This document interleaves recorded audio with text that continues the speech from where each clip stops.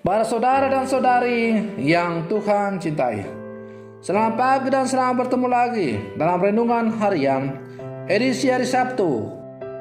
Mengawali hari yang baru ini, kita hendak mendengar dan merenungkan sabda Tuhan. Marilah sebelum kita mendengar dan merenungkan sabda Tuhan, kita berdoa.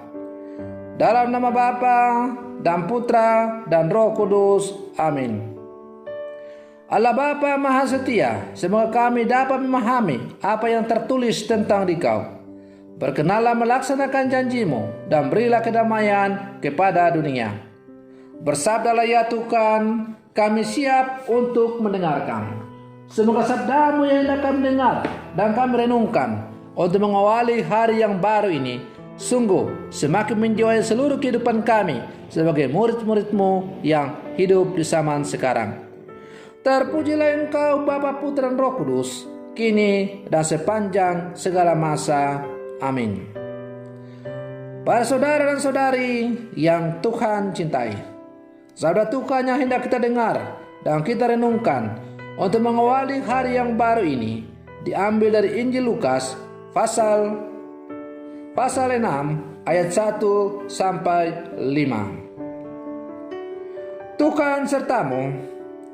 Inilah Injil Tuhan kita Yesus Kristus menurut Santo Lukas. Pada satu hari Sabat, Yesus dan murid-muridnya berjalan di ladang gandum. Para murid pemetik bulir gandum, menggisarnya dengan tangan, lalu memakannya. Tetapi beberapa orang Farisi berkata, "Mengapa kalian melakukan sesuatu yang tidak diperbolehkan pada hari Sabat?" Maka Yesus menjawab, "Tidakkah kalian baca apa yang dilakukan Daud ketika ia dan para pengikutnya lapar? Ia masuk ke dalam rumah Allah dan mengambil roti sajian. Roti itu dimakannya dan diberikannya kepada para pengikutnya. Padahal roti itu tidak boleh dimakan kecuali oleh para imam." Dan Yesus berkata lagi, "Anak manusia adalah Tuhan atas hari Sabat." Demikianlah Injil Tuhan. Para saudara dan saudari yang Tuhan cintai, keselamatan umat manusia adalah lebih utama daripada hukum apapun yang ada di dunia ini. Hukum diciptakan agar hidup makin tertata dan keamanan semakin terjamin. Kita semua dipanggil untuk menjadi pembawa damai, penyuara kebenaran, dan duta kemanusiaan. Jangan malu mengangkat dan memperjuangkan kemanusiaan kita, tetapi kita harus malu jika belum bisa memanusiawikan sesama kita. Adakah artinya hukum yang ketat jika kita menjadi takut merayakan kebersamaan, persaudaraan, dan peribadatan? Para saudara dan saudari yang Tuhan cintai, peraturan Allah termasuk tentang Sabat selalu dibuat untuk kebaikan manusia, bukan untuk memberi beban. Sebagai contoh, Allah tidak menghukum Daud dan para pengikutnya yang memakan roti sajian saat mereka kelaparan. Padahal roti sajian itu hanya boleh dimakan oleh imam dan keluarganya. Hal ini berlaku pula untuk peraturan lainnya, termasuk peraturan tentang hari Sabat. Sabat mengingatkan umat Allah akan pentingnya beristirahat karena kekuatan manusia ada batasnya. Sabat juga merupakan kesempatan bagi umat Allah untuk menikmati dan bersyukur atas berkat yang telah Allah berikan.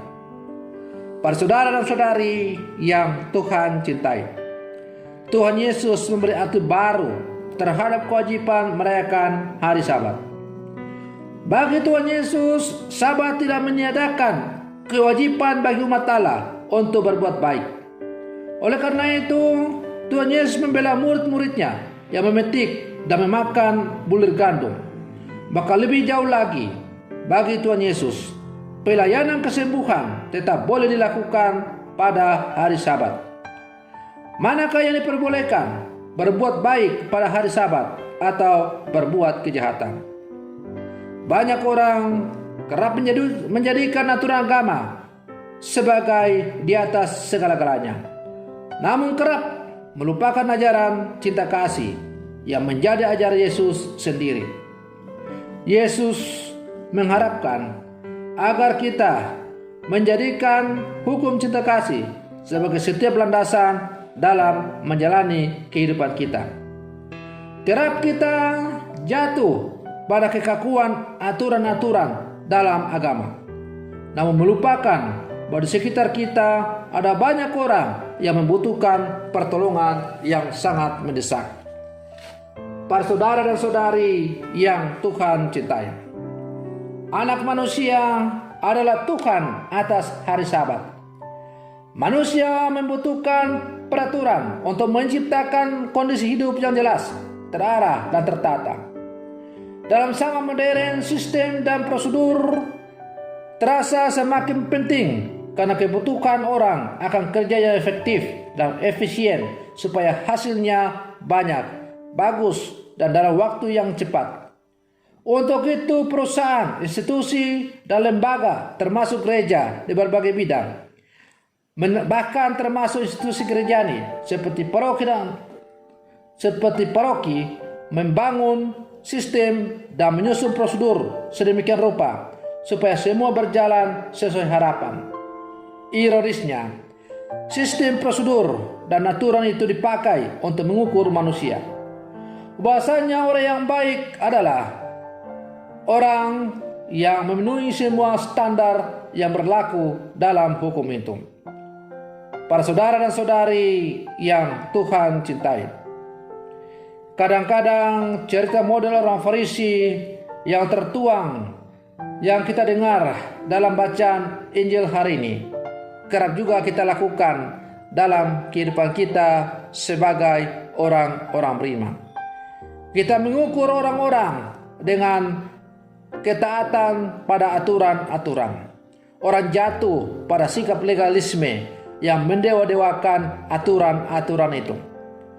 Padahal aturan yang benar adalah aturan itu menjadi sarana untuk semakin menghantar orang untuk bertemu dengan Tuhan. Maka aturan-aturan atau hukum itu bukanlah tujuan, tetapi sarana untuk menuju kepada yang tertinggi. Hukum dari segala hukum, sumber dari segala sumber hukum ialah Allah itu sendiri. Dan hukum tertinggi dari Tuhan itu ialah hukum cinta kasih.